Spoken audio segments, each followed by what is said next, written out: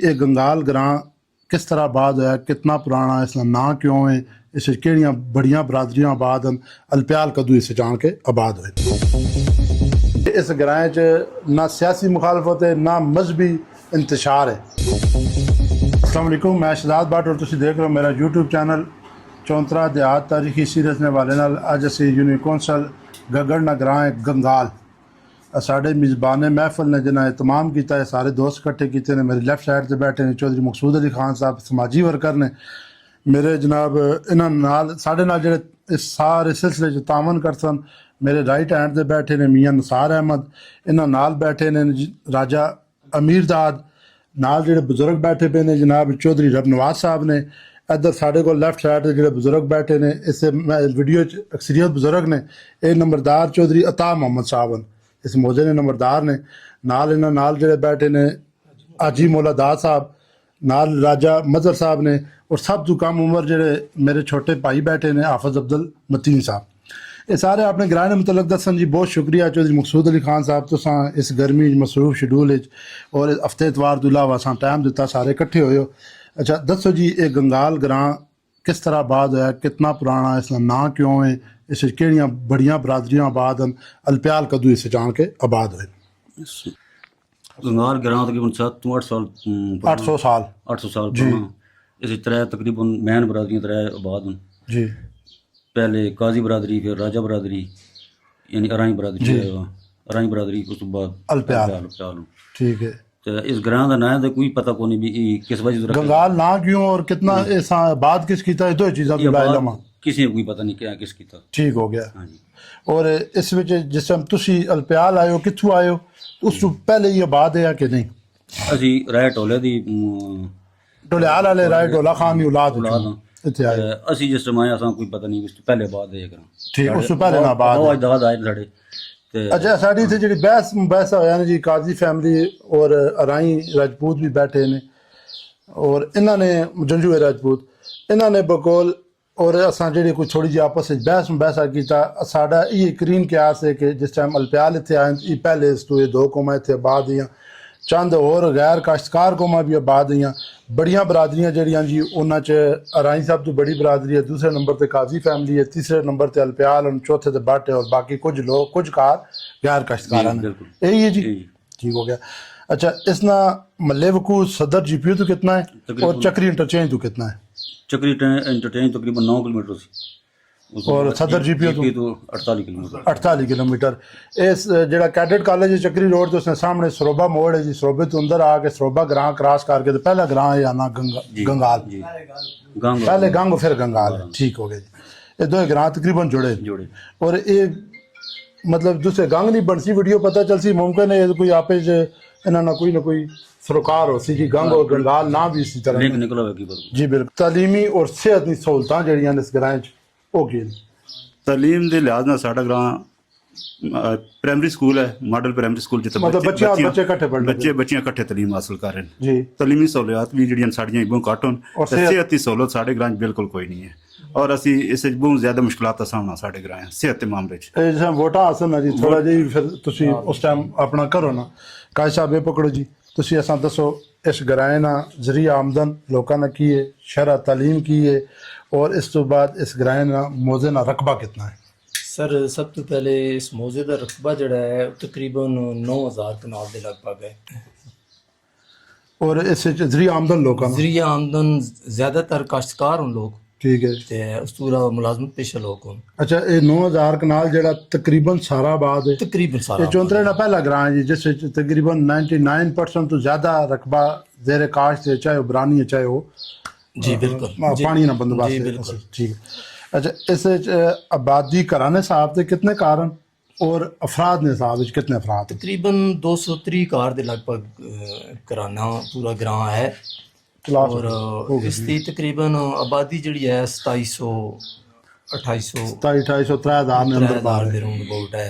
बड़ा ग्रां है आबादी ने लिहाज वोट लिस्ट के मुताबिक तकरीबन 1300 तो ज़्यादा वोट है, 1300 1350 वोट है। ठीक हो गया। हाफिज अब्दुल मतीन साहब, तुसी चूँकि हाफिज कुरान हो, तो तुसी असां अपने ग्रां ने दसो जनाब मजहबी शख्सियात वो इत्थे आ गई। ਮਜ਼ਬੀ ਸ਼ਖਸੀਅਤ ਤੁਹਾਡੇ ਗ੍ਰਾਂ ਦੀਆਂ ਕਿਹੜੀਆਂ जी अस्सलाम वालेकुम, मैं हाफिज़ अब्दुल मतीन जी। साडा ग्रां जदों तकरीबन 7-8 साल पहले मतलब कि आबाद होया तो उस टाइम सब तो पहले साडे ग्रां विच बाबा अब्दुल हकीम साहब हुन जिन्ना मतलब कि साडे ग्रां दे विच जिंदी खिदमत कीती है। अच्छा, वो केड़ी बरादरी नूं कोई अंदाजा है? वो काजी बरादरी। अच्छा, साडी फैमिली जी। ठीक। और उस तो बाद फिर उन्हें दी पिछे पुश्त विच अहमद अली साहब जेड़े इस टाइम पाक पतन शरीफ विच तदफीन है उन्हां दी, उन्हां दीन दी खिदमत की। और उस तो बाद साढ़े फिर पिछे मोहतरम उस्ताद अब्दुल हफीज़ साहब जिन्ना काफ़ी टाइम मतलब कि साढ़े कोल दीन की खिदमत की है। फिर उस तो बाद रीसेंट साढ़े मोहतरम उस्ताद जिन्ना बेलौस बिल्कुल 40 तो 50 साल उन्होंने बगैर मुआवजा साढ़े जामिया मस्जिद की खिदमत की तकरीबन 40 साल। और उस तो बाद फिलहाल मियाँ नूर हुसैन साहब, अल्लाह दर्जा बुलंद करे, अल्लाह ज़ात उन्हां दी मगफरत फरमाए। और उस तो बाद जिस टाइम हाल दी घड़ी जेड़े साढ़े कोल इमाम मस्जिद जामिया मस्जिद रोसिया दे इमाम खतीब वो हाफिज़ एहसान साहब हैं। जज़ाकल्लाह जी। अच्छा, सियासी शख्सियत मियाँ साहब तुसी दसो तुहाडे ग्रां ਦੀਆਂ मशहूर सियासी शख्सियत ਜਿਹੜੀਆਂ मैं पकड़े जी। एक तो नाल बैठे चौधरी मकसूद साहब होनो। चौधरी मकसूद साहब जनाब हर बंदा हर धड़े जितने भी ने जो इंसार ग्रुप PTI नून लीग पीपल पार्टी TLP उन्हें सारे जेड़े जनाब मतलब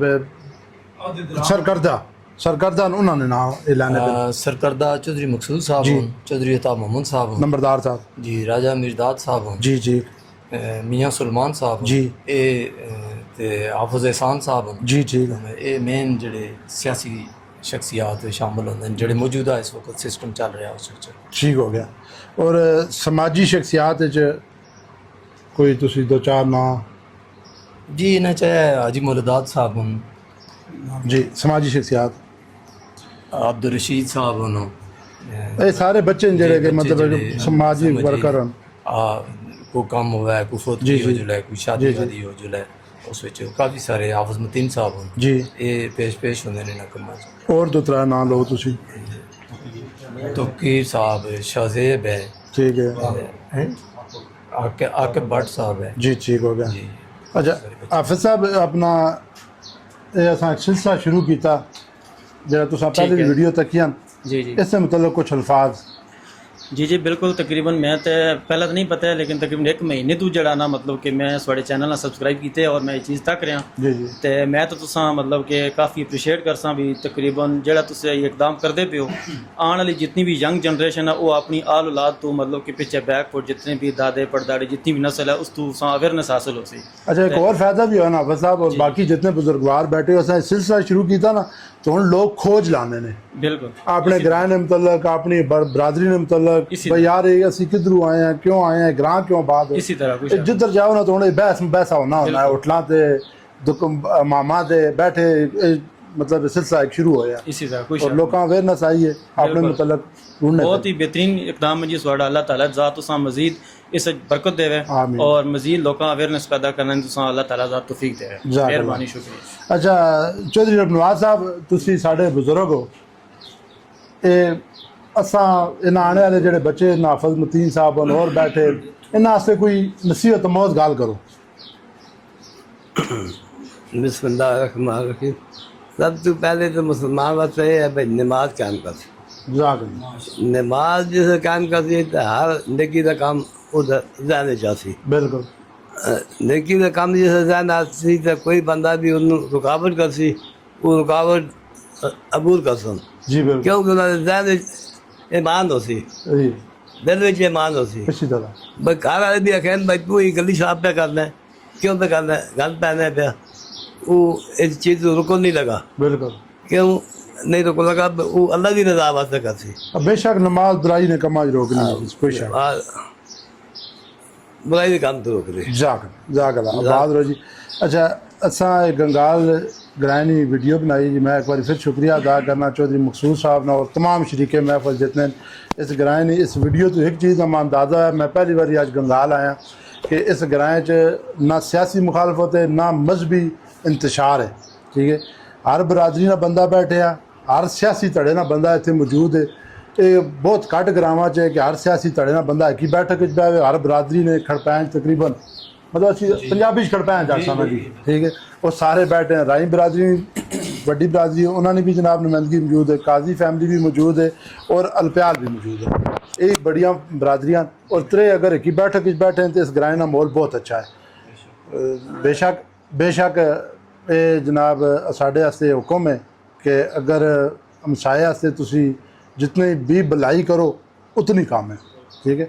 तो इसी तरह ने बाकी ग्रां भी साढ़े मॉडल करन जी, एक ही बैठक बहने जोगे हो जलन, ये साड़ी दुआ है। इंशाअल्लाह अगली वीडियो किसी फिर मिलने जी, तहाँ तक इजाज़त दो, अल्लाह हाफिज़।